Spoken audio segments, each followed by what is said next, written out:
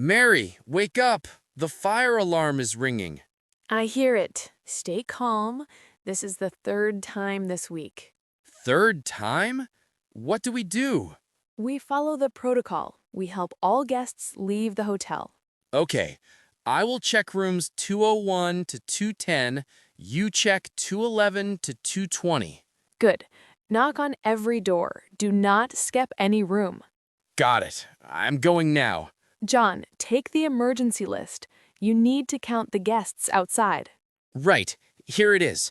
All guests from my rooms are out. Good. My side is clear too. I called the fire department. They say it is a false alarm. Again? The smoke detector in room 208 is broken. Yes, I already sent a message to the manager. Maintenance will fix it tomorrow. Good.